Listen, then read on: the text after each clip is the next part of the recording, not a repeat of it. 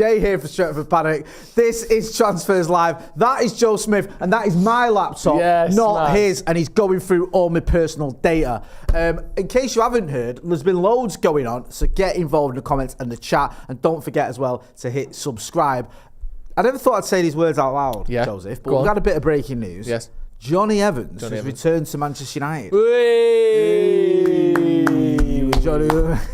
Short term, just for the pre-season tour by the looks of things. Yeah, I mean, I didn't see that one coming. 35 years old, returning to his boyhood club just for pre-season, presumably, from what we gather, which is a bit of a left field move, but I'm all about it. Why not?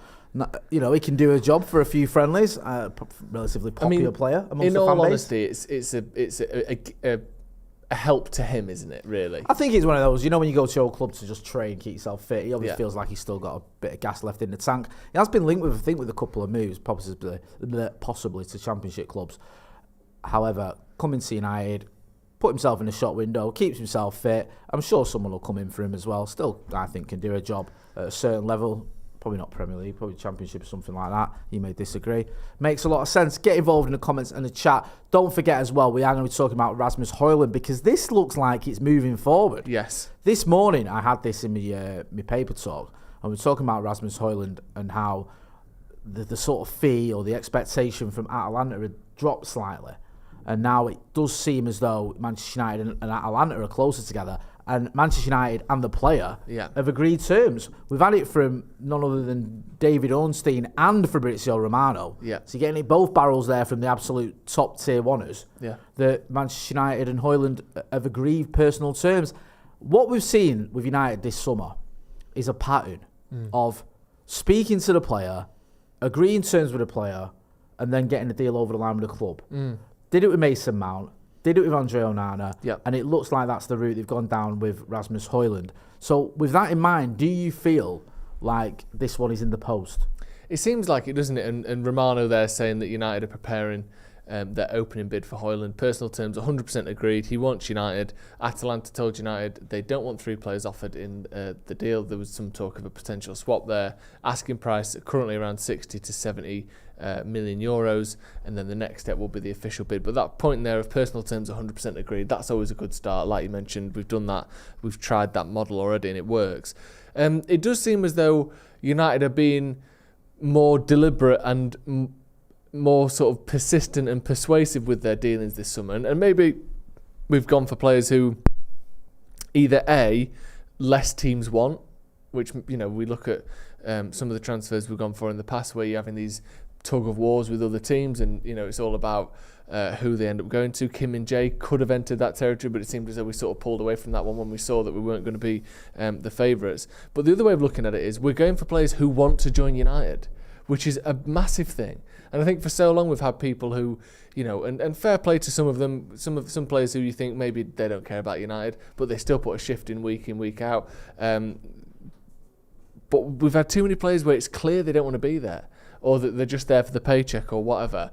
With Mount, it was clear he wanted to join United. With Hojlund, we've known for weeks he wants to join United. Yeah. And I think the same, hopefully, will be the case for everyone that we sign this summer. Onana seems to be the same. He wants to join United. And, you know, Mount in particular seemed to have other interests from Liverpool and other clubs as well. So hopefully we will get Hojlund, and hopefully that extra, I don't know what percentage extra it gives you really wanting to be there, but you'd assume it, you know, in those difficult moments, it might give you an extra 3 or 4% that you love the club and you're desperate to play for them. That would give you a bit extra. Motivation is such a huge part of football.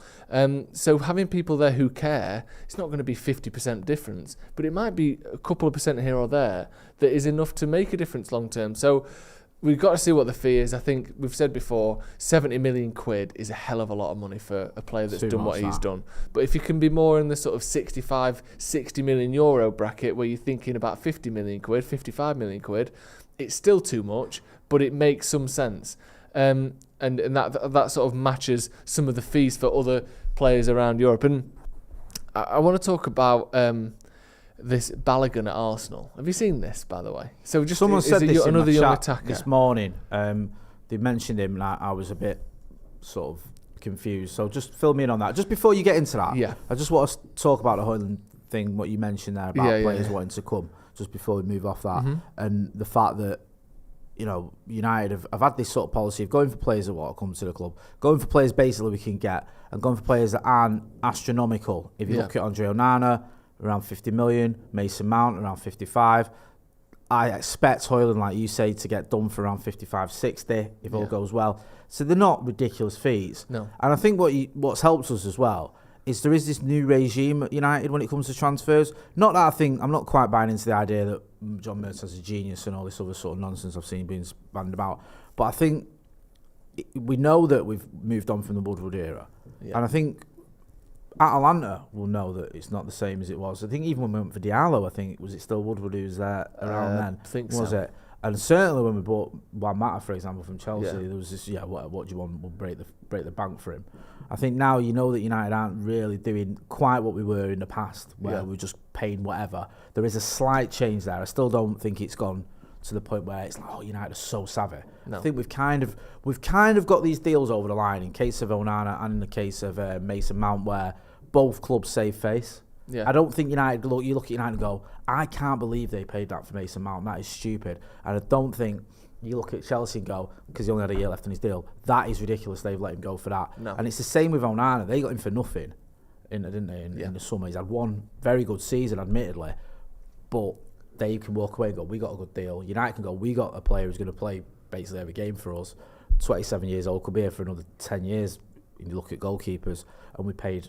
Okay, it's a lot for a goalkeeper, but in terms of a player in the modern era, it isn't that much. And if we can get Hojlund over the line for around the sort of 55, 60 million euro mark, again, they can go, look, we got 60 million quid for a player who just scored 9 goals in the league. Yeah. And we can go, look, we paid 60 million euros for a player potentially could be United for many years to come, scoring loads of goals. So it's one of those where it kind of makes sense.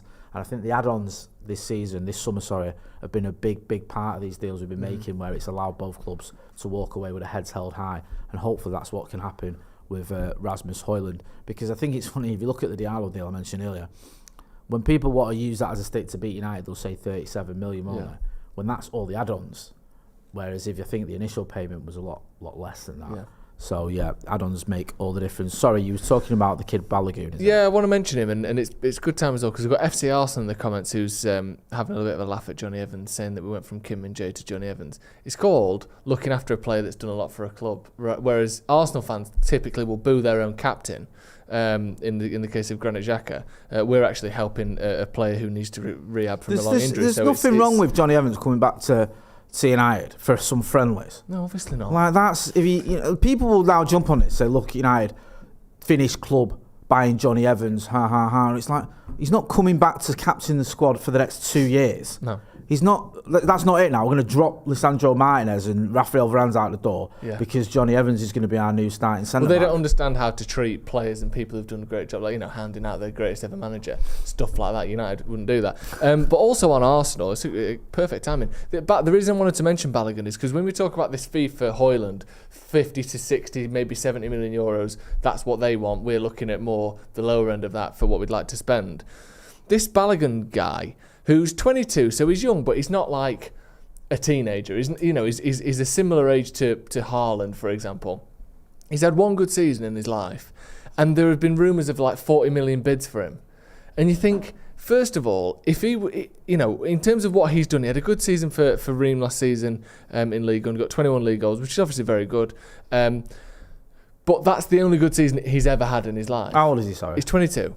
And also you think, if he's worth 40 million, someone who can't get a game for Arsenal when they've got, a striker that struggles to get 20 goals at the best of times. Like, if he's a 40 million striker, Arsenal could do with a 40 million striker. That's the sort of player that their squad needs, is someone who can actually score goals. And they're probably going to sell him for about 40 to 45 million. So if he's worth that, a player that your team needs, because, Gabriel Jesus is fine, but he's never been prolific. If you've got this prolific striker that you're selling, he's obviously not good enough for Arsenal. Because if he was, he'd be playing, because they need someone like him. And they're still getting 45 million quid for him. So the striker market in general at the minute is just completely broken. Yeah. Like, the fees being bandied around for players who have done absolutely nothing are ridiculous. And, and sometimes they will pay off. Hojlund, But Balogun, one of them might be it. Neither of them might be it. Both of them might be. But if United are going to be taking a punt on a striker, 40 to 50 million quid on Hojlund, or 50 to 55 million quid on Hojlund, is probably, weirdly, decent value in this market. It's too easy to just go, this striker has gone for this, so this striker is worth that, when they're not really the same or comparable or similar even. Yeah. It's completely different, and also it's what you need. What do Manchester United need? Yeah. What have we been crying out for? A long-term striking option. Yeah. Been crying out for that since probably Romelu Lukaku didn't work out. Yeah. Do you know what I mean? We've needed that number 9 who we can go, okay, he's going to be, you mentioned it the other day on the live, he's going to be here for a few years, and it looks like this kid Hojlund could be that. And also, maybe United, when it comes to a striker, you have to take a bit of a punt. Because we can't go out and spend 130 million on Victor Osimhen. We can't go out and spend the 90 million or the 100 million it probably takes to get Spurs to sell us Harry Kane. So we have to take a bit of a punt on a younger striker. And of all the younger strikers available, you look at it, you can go, there's Ramos, who's a little bit older. There's the kid at Brighton, Evan Ferguson, is it? Yep. There's Hojlund. Who of them is available? Who of them can we get? Who of them can we get for around 55, 60 million euros? Probably only Hojlund. Really, he fits that mould. So it's worth it from a United point of view. Now it might be worth it for another club to go out and spend 40 million on that lad from Arsenal. It might be worth Arsenal have their own reasons for selling him. I might not fancy him or whatever, and that again makes sense. Sometimes you look at a player and you think, yeah, he's good enough, and the manager might say, no, he's not for me and he's not what I want. But this whole sort of, we've done that, so you've done this, and look how better we are. It doesn't make any sense, that, because we don't need to do what Arsenal are doing. We need to do what we're doing. And if we get this Hojlund deal over the line, that is two of the big positions we needed filling in terms of a striker and a goalkeeper. And we've brought in a Champions League winner as well, who the manager obviously fancied. It's not terrible business for the summer, considering it's only the middle of July. Yeah, and there's still that kind of keeping the door open idea, I would guess. Like, it always seems to be the case with United, where if someone big becomes available, a long-term target becomes available, we can maybe switch some things around. But do you think if we do get Hojlund, and to be fair, we're still 2 or 3 steps away here. Like, Onana's done, obviously Mount is done. Hojlund, I would still say, is a few steps away. Do you think that would be it? Do you think that's the end of the window? Not including signing Gabriel Obertan on a 2-week deal. I think there could be something that pops up. It's weird with United, because you remember last summer we were getting a little bit antsy, weren't we? Because we had Malacia, we had Ericsson, we had Martinez, and we were going into the season, we're thinking, we're short here. And then we went out and spent 130 million on Casemiro and Antony, or a bit more probably. Yeah. After the season had kicked off, which was a bit of a surprise. Because at one point we were going for, is it Marko Arnautovic and Rabiot? Yeah. And the next minute you're signing Casemiro, and then you get Antony over the line when we've been linked with him when he was 40 million, and it hadn't been happening. So you just never know with Manchester United. I think the likelihood is we might bring in another defender of some description, because I know we've been linked with a few right backs, or maybe a player that can play, is it Disasi, someone like that, who can play centre back or right back. Maybe something like that happens, but I don't see us going big if we do get Hojlund after that. I don't think there's another major signing coming on where you go, United have gone out and spent 70, 80 million, although a lot of it depends on sales. But you make a great point now, like Arsenal fans going on themselves about what Manchester United are doing. They just need to focus on themselves, really, because I don't say it lectures off Arsenal on what to do in this transfer market and how to treat your players as well. No, absolutely. And as it stands, this Jonny Evans deal, there's not been... United haven't announced an official length of the deal, whether it's 6 weeks or a month or 2 weeks, whatever. It just says a short-term deal to enable him to take part in United's upcoming pre-season games in Edinburgh and San Diego, which also is slightly odd phrasing, because there's a game in New York and in Texas in the middle of that, and then there's also pre-season games after that. I think the one in Houston the day after the one in San Diego. But the New York one, I mean, he'll be there for that. You don't know where he's up to as well. I don't know, fitness-wise or match fitness-wise. They might just say, look, come and play for a couple of games, put yourself in a short window. You're looking for a club. Because don't forget as well, forgive me if I'm getting this completely wrong, and do correct me. Don't his missus work for the club? I'm not sure. Jonny Evans? Yeah. I don't know. I mean, she used to. Again, get involved in the comments and tell Jay, shut up, that's nonsense. But I thought his missus worked for Manchester United. Up until a day ago, so yeah. Yes, I would say, unless she's been sacked. Yeah. His wife Helen works for the club's in-house broadcaster MUTV. Oh, right, so it's MUTV, as a presenter. Sorry, my point is, there's obviously a good relationship between the club and the Evanses when his missus works for the club. Yeah. So, it's obviously like, it's not like, a random one. He needs a club, he needs to keep himself fit. The club obviously, still have a relationship with him and his family, so come and train with us, come and play in a couple of friendlies. We'll be in at one of those games, and I'll be more than happy to see Jonny Evans back in a United shirt. Yeah. I don't think he left in under a cloud. I think it was the right time for him to move on, but coming back as a 35-year-old to play a couple of friendlies, it's quite a nice story. Let's have it right at United. We haven't had too many of them of late. No. Do you think it's possible that turns into a year? No. No. Absolutely not. I've never seen you so emphatic. Let's be realistic. No, that's not. You don't think he's good enough? No. Okay. I don't. And there's a massive difference between playing for against Leon and Wrexham or whatever it is, in friendlies, and playing against City.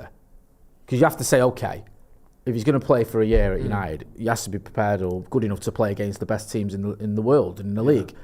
I don't think he's at that level. Do you think it could be a sort of a Phil Jones situation where you're literally the backup to the backup that's on the bench against Carlisle in the League Cup? Do you think it could be that sort of, Phil Jones is no longer there anymore. Eric Bailly is probably going to leave. Is anyone else? No, I think they're the two centre-backs that are going. We haven't brought any centre-backs in. Is it possible that he could be on the bench in a dead rubber? Do you know what I mean? Just as a squad if that is the case, it's possible. Personally, I'd rather someone like Will Fisher or someone was given an opportunity to be the guy that plays against Carlisle. I think that makes more sense than just giving it to Jonny Evans, to be honest with you. But if that's what Eric Ten Hag wants to do, I'm not going to lose my mind if Jonny Evans is our fifth choice centre back. I just don't think it'll happen. No. I'd be very, very surprised. It seems. Listen, a move like this to bring him back to the club for a couple of friendlies that's got a little bit of sentimentality about it can make sense. A move bringing him back for a year where you might rely on him if injuries kick in, and he's not at a level that you need to be challenging the way Manchester United should be challenging, doesn't make sense, and it can become counterproductive. So, I wouldn't have got rid of Axel Tuanzebe to bring Jonny Evans in to fill his boots. No, that makes no sense to me. I'm not saying Axel Tuanzebe was good enough. I don't think unfortunately injuries got the better of him. But my point is, this wouldn't be a move forward. It'd be a bit of a weird one. I don't think we need to be doing weird things. No, I agree. And I like Jonny Evans, by the way. That's not a diss on him. He's 35 years old. And it would be sort of sentimentality rather than anything else. Sorry, there seems to be something on Malacia as well here. Has everyone else got that? Apparently he's been ruled out of the pre-season tour with an injury. That's a shame. I like telling him myself it's not too serious. Yeah, I'm seeing people saying it's an official source, but I'm struggling to find the official source. Last thing we need is Luke Shaw getting unmotivated. Let me have a look. We'll have a look at that. You have a look at that. Get involved in the chat and the comments as well. Let us know what you think about Jonny Evans. I mean, it's a bit of a fluffy one, this, isn't it? For now, what I mean? It's neither in or there. And listen, rival fans will be using it as an excuse to. You'll see it all now. You'll see any club or any of our rivals that have bought a player. Like City fans will go, who they got? Is it Guardiola? Or they've gone for it. We've got him. You get Jonny Evans. All that sort of nonsense. But I think we have to look at it for what it is. It's a lad coming back just to get a bit of match practice. He's got a good relationship with the club for a couple of friendlies. I don't think it means he's going to be our new vice captain or whatever. He's the last player to play under Sir Alex to still be at Man United. Really? Mm-hmm. Is he? Yep. That's, he's the only one. Maybe they just brought him back for that, so we can keep that going. Well, I saw a thing that there was after De Gea left the club. Yeah. It ended something like a sort of, it must have been 65-year spell of always having someone at Man United who had either played under Matt Busby or under Ferguson. It'd been like 70 years since. Really? Well, when was it? When did Busby arrive at the club? 40. So Busby came in 46, didn't he? Yeah. Bless you. And there were players that played under Busby that then played under Fergie. Really? Yeah. No. I'm pretty sure there was. I'm trying to think who that. I can't remember who it is.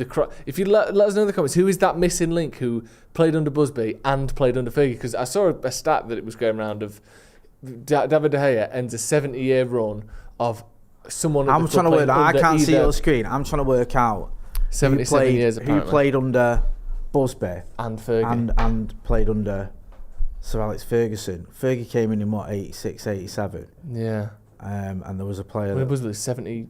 Because he came back, didn't he, Busby? Yeah. When we were struggling in 71 or whatever, and then left again. Or so he came back in 70 and then left again or whatever, whenever it was. So it would have been someone who was there from 70 to 1987. Right, 1986, sorry.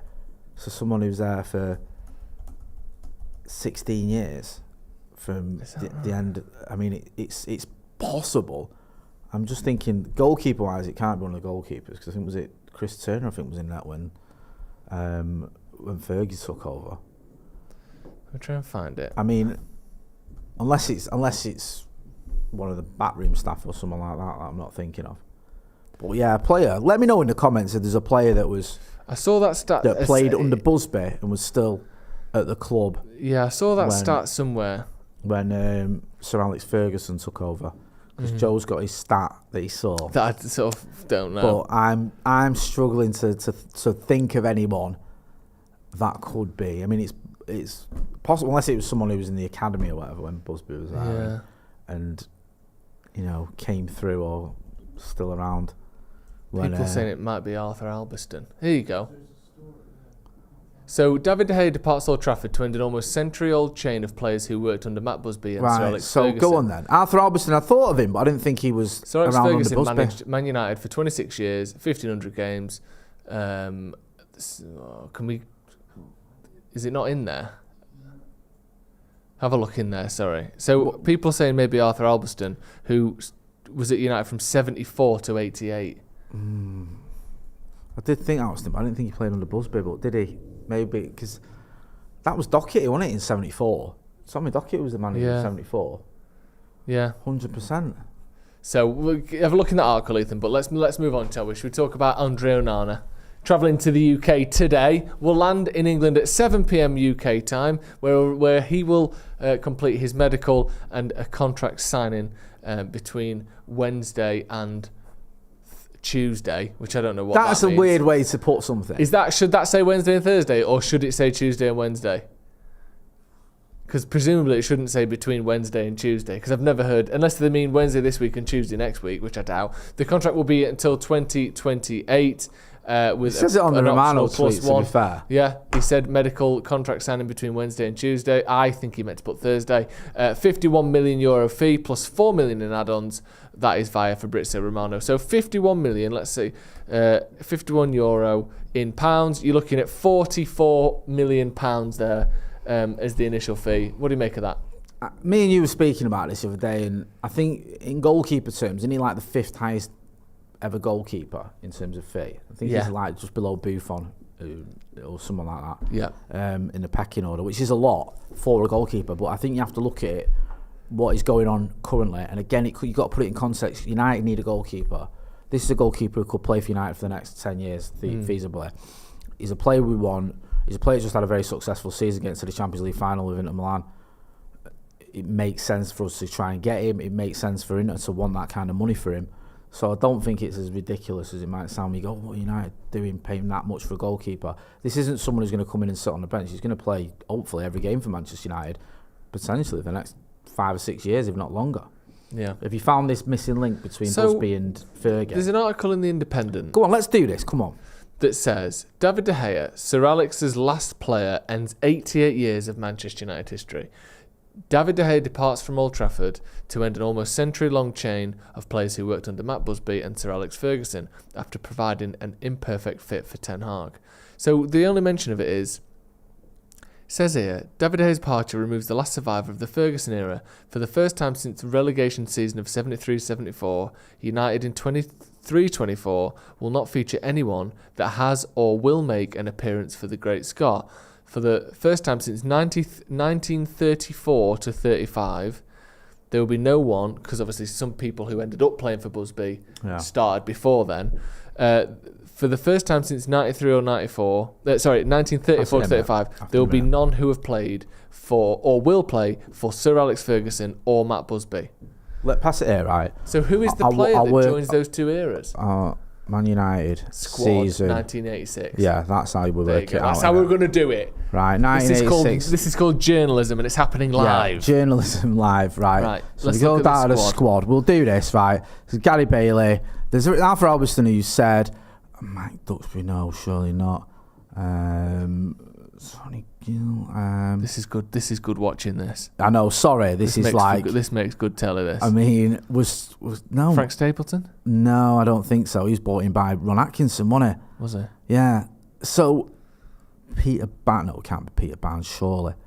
No, he was at City. He arrived in '84. Yeah, no, that's not a joke. This. I mean, I'm Is there struggling. anyone who came back? Mark Hughes came back, didn't he? But he didn't play under Busby. No, absolutely not. I think this fact might be spurious. I love it, nice spurious fact. I think this might be one of those things that's just been said and people have believed it. Yeah. Because Arthur Albiston didn't join United till 74, although youth career 72. As an apprentice in 1972, it is Arthur Albiston, I think. But then... Wait a minute. No. But Busby wasn't there in 72. No. Or was he? I think this is... I think this is a bit of a wrong one. But this is Wikipedia, so there's a possibility. That says his last season was 70 to 71. Yeah, so... I mean, are they saying that because Arthur Albiston was there as a youngster? But he said it says played under, doesn't it? Yeah. His last game was 8th of June 1971. And Arthur Albiston made his debut for United in 1974. He joined as an apprentice a year later. So I'm struggling here, guys. Get involved in the chats and the comments and let us know if we're missing someone. Is there someone who did play under Busby and under Fergie? But I certainly, looking at this first season of Sir Alex Ferguson, I certainly can't find anyone. Was 86, 87 his first season, or was it 85, 86? No, he came in the middle of 86, 87. Well, towards the beginning. Because look, Ron Atkinson was there till November. So I think that is poppycock. I think it's a myth. But let us know what you think. Are we wrong? Do you have the answer? There's loads of people in the comments. Go on, I'll let you do some super chats and comments, and people can put us on the straight and narrow. Yes. People saying Brian Kidd. But Brian Kidd wasn't playing for United when Fergie got there. No, he was there. Oh, maybe you can... Yeah, because Brian... Do you know what? Brian Kidd manager? Wasn't even... he was there, but he didn't play under him. He brought him... Brian Kidd wasn't even assistant manager when Fergie came in. Archie Knox was Fergie's first assistant. And then he brought Brian Kidd in later. But he never played under Ferguson, did he? No, God, no. So that doesn't work. Yeah. Brian Kidd was about 40 when Fergie arrived. Yeah, that's not a thing. So the Brian Kidd was his 90th birthday in 17 in 1971. Yeah. Brian Kidd, he played in the 68 final. I think it was his 18th or his 9th birthday in that final. I think that's a myth, and I think that article doesn't seem to explain it, which is weird. No. So it's like you've written an article and then just not backed it up. Gary Bailey? No, I had a look at Gary Bailey. I don't think so. Sammy McIlroy, but he didn't play under Fergie. Sammy McIlroy left under Ron Atkinson. Yeah. Ron Atkinson basically bought Brian Robson to replace Sammy McIlroy. We think it might be a lie. Should we move on to another story? Yes. Bruno Fernandes, Saudi Arabia offers is the headline. Bruno Fernandes rejected more than 2 approaches from Saudi a month ago. It's only Man United for Bruno, who's expected to become the next permanent captain of Manchester United. Good to know.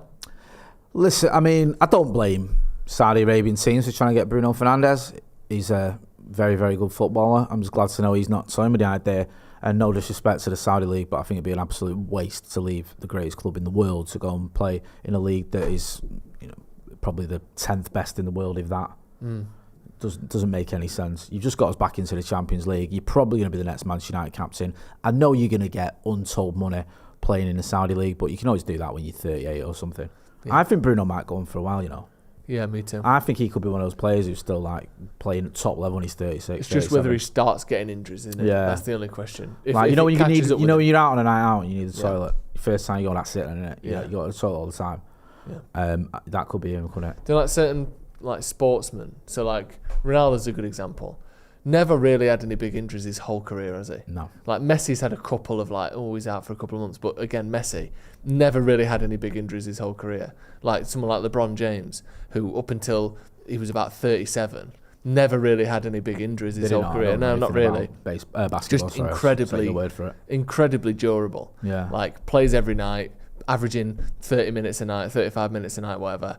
and just doesn't get injured. And some people are just like that. Some people are just built like that. You compare him to someone like, unfortunately, Wesley Fofana at Chelsea. Obviously, very talented player, but just can't seem to is the point, string right? it together. You know, it's we did the thing, didn't we, a few years ago when we were linked with him, well, about 18 months ago. And I said, like, the problem we got with Wesley Fofana is we linked with him for 80 million. He said he's like one big injury already, and he was only 21. And I just thought it would have been ridiculous for United to spend 80 million quid on a player who you just didn't know if he was even going to be able to stay fit, let alone if he was good enough. Yeah. And then you see it last season. I don't think he particularly had a good spell at Chelsea. Certainly not against United. He had a stinker. But then you see him again. It's sad to see. I'm no Chelsea fan, obviously, but it's sad to see a young player who just can't seem to stay fit and has these serious injuries. You go through his injury record, and this is meant to be critical. Like you said, it's a sad situation, but just in comparison to someone like Bruno, who just seems to be naturally gifted in terms of his ability to stay injury-free. Fofana's had 1, 2, 3, 4, 5, 6, 7 knee injuries already. He's only 22.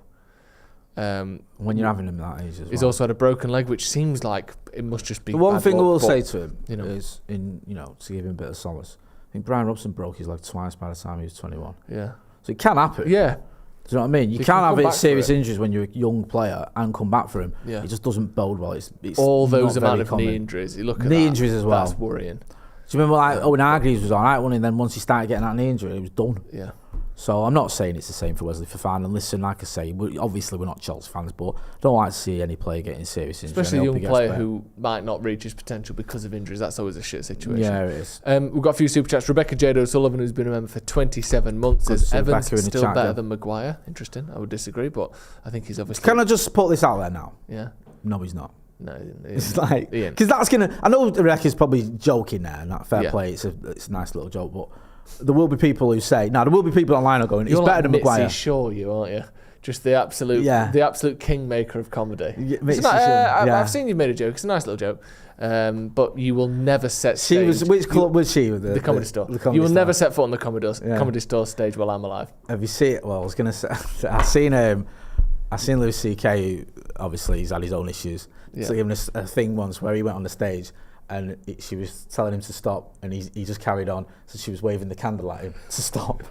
She was particularly aggressive. Yeah, and that's you. So stop the jokes. You're not funny. When our viewers write in with their jokes, you say, it's a nice little joke, isn't it? I didn't mean to sound dismissive of Rebecca Jade O'Sullivan, because she's someone who's supported this channel through thick and thin. Exactly. But no, I can see it happening with people going, he's better than Maguire. Yeah. And he ain't. No, he's not. Adam Scott says, we signing players early before the takeover so we can then maybe spend another 100 to 200 million with no debt, etc. I love that. Love that attitude. I hope so. I love that ambition and optimism. Yep, that is what is happening.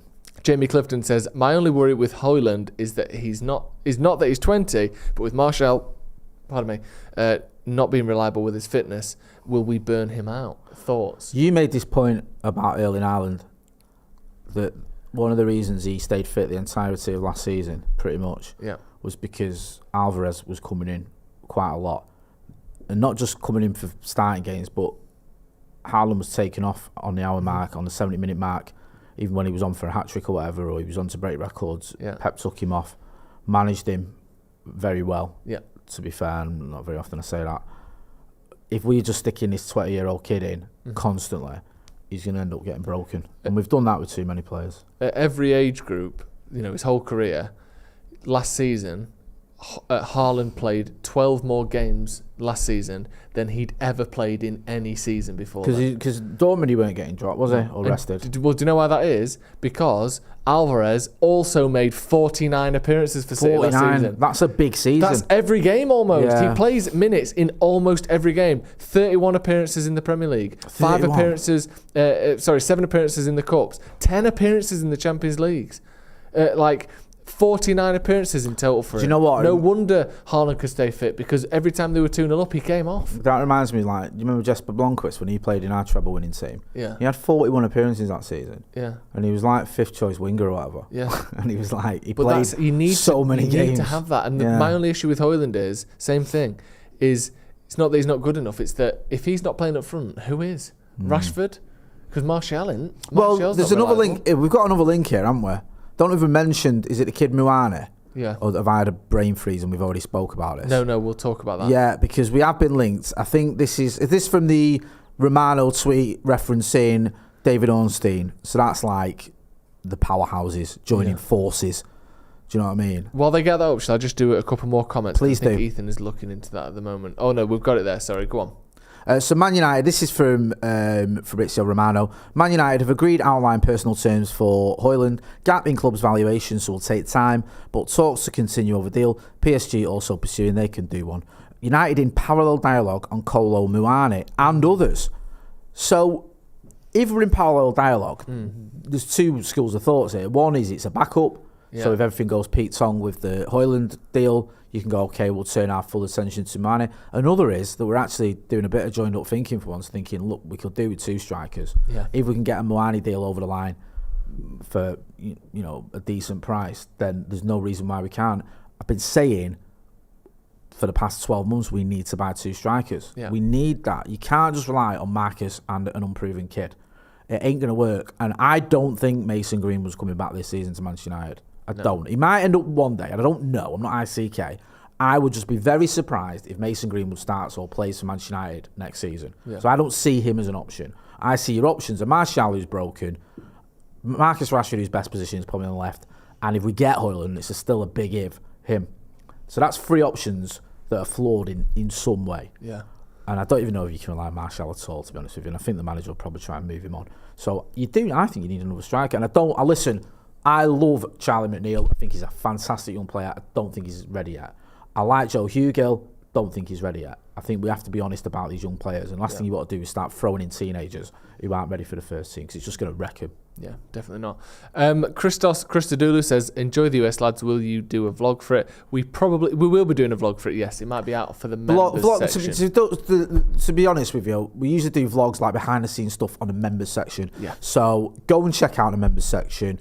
We appreciate your support there. The vlog stuff will be on there, but we're going to have loads of content on the main channel as well from the tour. We're going to have interviews with journalists, interviews with ex-players, podcasts with all of us lot. All four of us are out there. Yeah. We're going to have news every day, as you'd expect, and we'll be doing, like we do over here, morning and afternoon updates, going live if anything pops off, and we'll also be doing a few events while we're over there as well. So if you can get to the events, if you're in New York or Houston or Vegas or San Diego, come and join us. If you can't, make sure you're subscribing to the channel, because that way you won't miss out on any of the content we'll be doing over there, because it's going to be absolutely jam-packed for the next 2 weeks. Yeah, exactly. And we're going out tomorrow. So tomorrow morning we'll have the news, but then we won't have another video tomorrow because we're all on planes.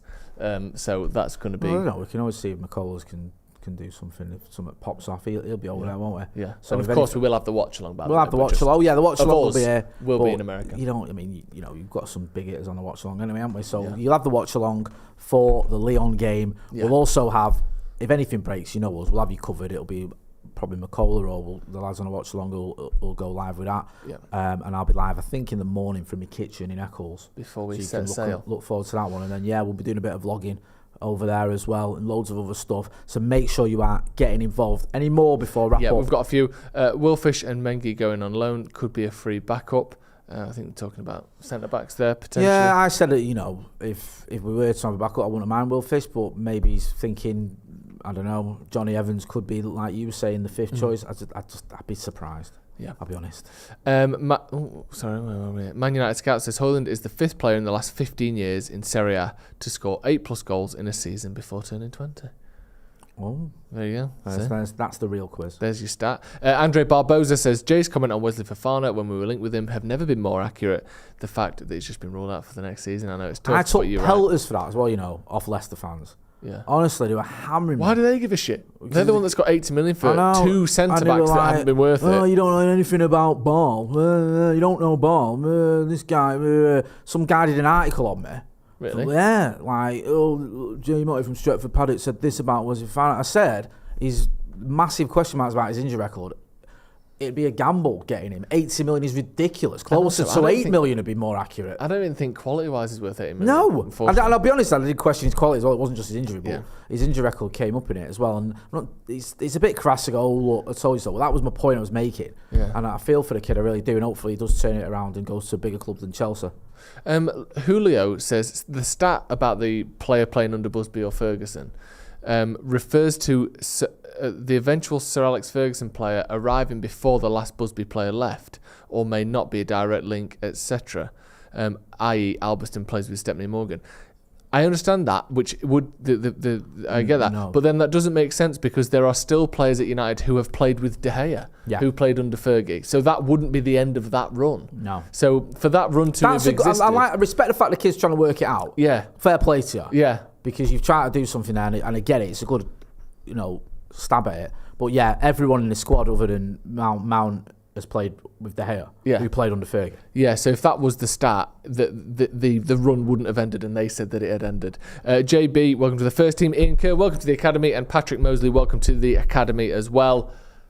There we go. I like that.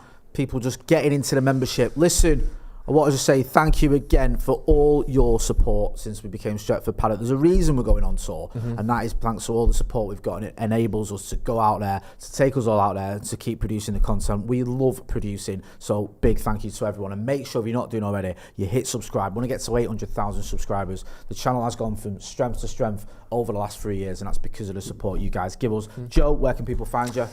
In America. I'll be in New York tomorrow. You are American, you aren't you? Yeah. Half American. Half American. Yeah. On which side? The left side. The left side? Yeah. But in America, that's the right side, isn't it? No, it's the bottom half. Ah, right, okay. Yeah, because it's different side of the road and all that. Hey, typical. So we'll be over in his fatherland in America. Make sure you are checking that out. Go and check him out on Sloppy Joe's as well. Have you got anything planned before you? New episode coming out in about 10 minutes. Really? Yeah. Hey? What's up with you putting episodes out not at the same time as this? You'll never learn, will you? Sorry about that. Do you know what I mean? Get a grip. What is wrong with you? So go and check out Sloppy Joe's. You know where to find me as well, Jay Morty. This has been Transfers Live. Thanks for watching.